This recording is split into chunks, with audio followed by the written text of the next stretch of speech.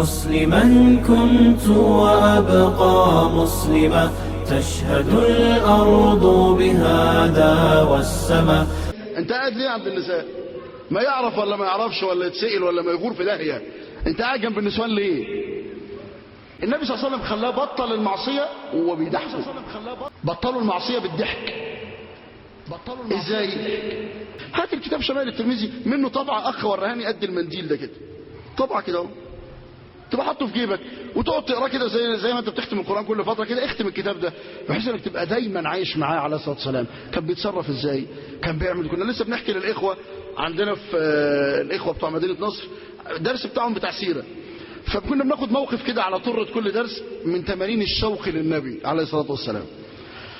فكنت اذكر ان في صحابي يقال له ابو عبد الله يكنى بذلك ونسيت اسمه، يعني النبي صلى الله عليه وسلم خلاه بطل المعصية وهو بيضحكوا. بطل معصية، تصور بطلوا المعصية بالضحك. ازاي؟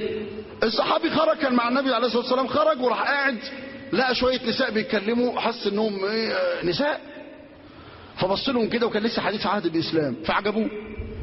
والجاهليه انت عارف بقى الرات الحمر وكانوا قاعدين وبتاع فلسه مسلم حديث، راح داخل لابس الحته الزفره وقام طالع قاعد جنبهم كده على اساس ان ايه ممكن حد يتكلم كلمه يقول له كلمه يرد عليها يعمل اي منظر يعني. فخرج النبي صلى الله عليه وسلم فرآه جالسا فقال ما يجلسك بجوار النساء؟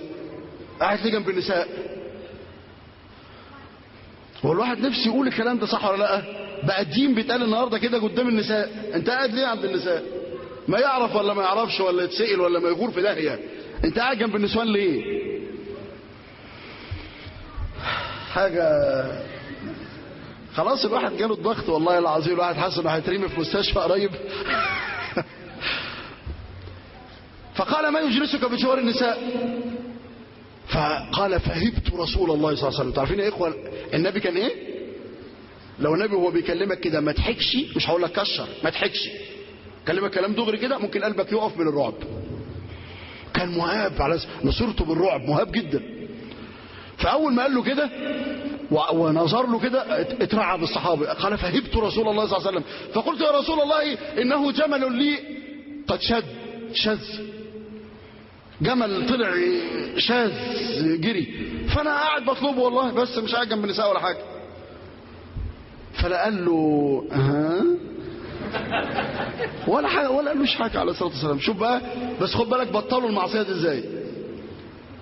فسكت عنه ثم دخل صلى الله عليه وسلم فتوضأ ثم خرج الى الصلاه فمر عليه فقال يا ابا عبد الله ما فعل شذوذ جملك؟ الجمل اللي بيجري لقيته؟ فقال ليس بعد يا رسول الله.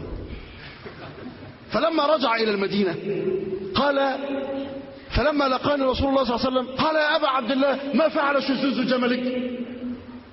يعني لقيته؟ قال ليس بعد يا رسول الله. قال ثم تحينت وتحريت الا ينظر الي رسول الله، فبقيت بصلي في حته ثانيه ولا هنا ولا هنا. اشتاق للجامع. ما هو شوف الف باء تربيه كده كان يخليهم يرتبطوا بالمسجد. فقال فاشتقت الى المسجد فاتيت المسجد فصليت وقلت اختلس الصلاه وارجع قبل ان يخرج رسول الله صلى الله عليه وسلم. فلما صليت خرج رسول الله صلى الله عليه وسلم فصلى ركعتين ثم جلس بجواره، هو بيصلي هنا والنبي قاعد قدامه كده. قال فطولت، قلت عشان بقى النبي صلى الله عليه وسلم يخلص ولا بتاع. فلما طولت نظر الي وقال طول او قصر يا ابا عبد الله انا ها هنا حتى تنتهي من صلاتي. صلى الله عليه واله وسلم. قال فلما انتهيت من الصلاة قلت قال لي ما فعل شذوذ جملك؟ قال قلت يا رسول الله تبت إلى الله وتبت بين يديه فكف رسول الله صلى الله عليه وسلم عن سؤالي. شوف خلصها ازاي. انت لما تقرا ده بالله عليك ممكن تبقى ماشي لوحدك كده وتفتكر ده، تفتكر الحته دي اللهم صل على محمد واله. شوف عامل ازاي، يبقى دايما في مخك. صلى الله عليه واله وسلم.